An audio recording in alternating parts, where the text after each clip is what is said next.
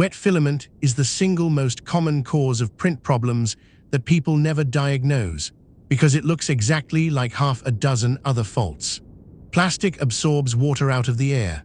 Not a lot and not quickly, but enough that a spool left out for a few weeks prints measurably worse than the same spool did new. So we will cover why it happens, how to recognize it, which materials actually care, how to dry properly, how to store so you really need to, and how to tell when it worked. Chapter 1: Why Plastic Drinks Air. Most printing plastics are hygroscopic, which just means their molecules attract water. Left in normal room air, a spool pulls moisture into itself continuously until it reaches equilibrium. That water sits inside the filament, distributed through it, not as droplets on the surface, which is why wiping a spool does nothing at all. Then it reaches the hot end, where 200 degrees turns the trapped water instantly into steam inside the melt, right as it is being pushed through the nozzle.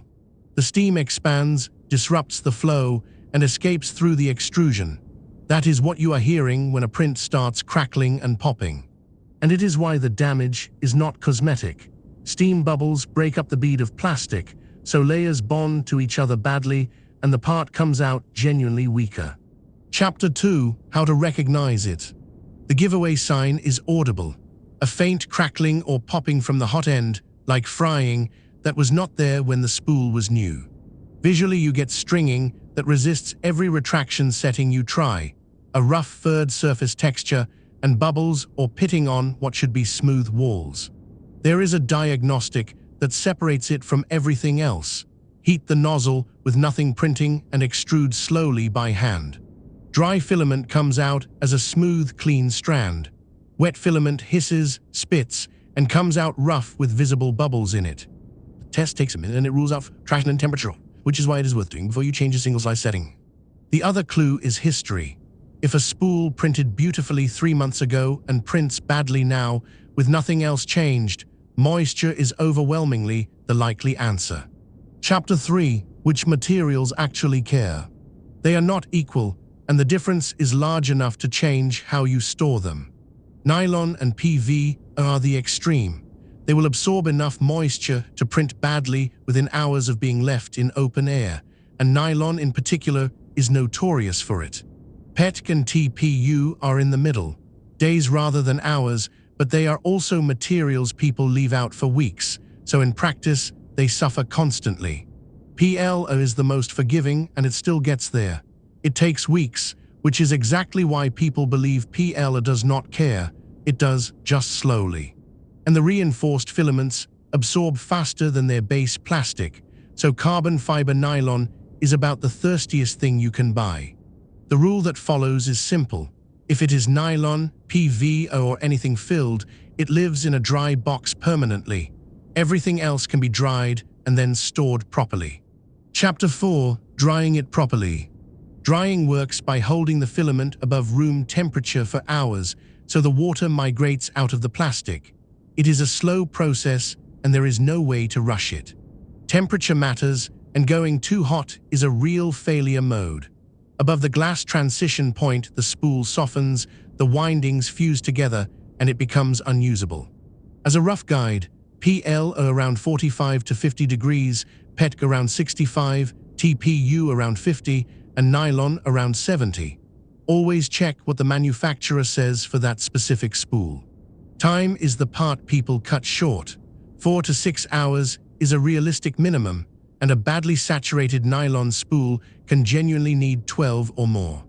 A purpose-built filament dryer is the easy answer, and the good ones let you print straight from the dryer, which means the spool never sits in room air at all. An oven works if it will hold a low enough temperature accurately, and many will not. Most domestic ovens cannot reliably sit at 50 degrees, and overshooting ruins the spool. Chapter 5: Storage, which is the actual fix.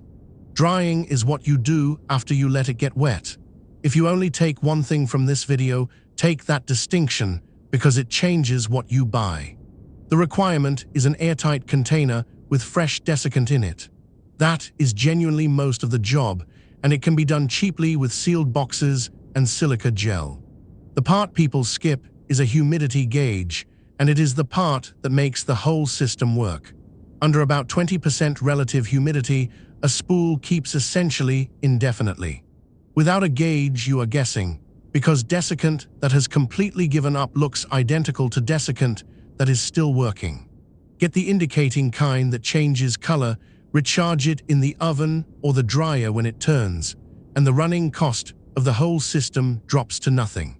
Chapter 6. Confirming it worked. Do the same hand extrusion test you did before. Smooth, clean strand, no hiss, no bubbles.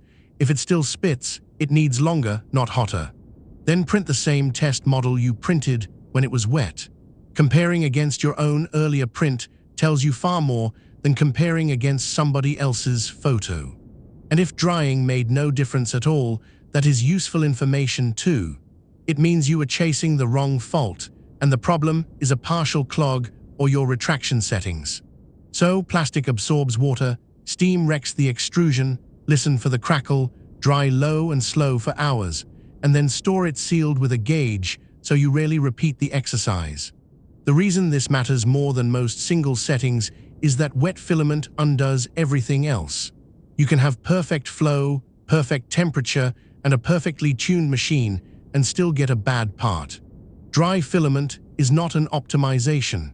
It is the baseline that every other adjustment assumes you already have. If this helped, subscribe to Layer Logic. There are short videos on most of these materials if you want to go deeper on any one of them.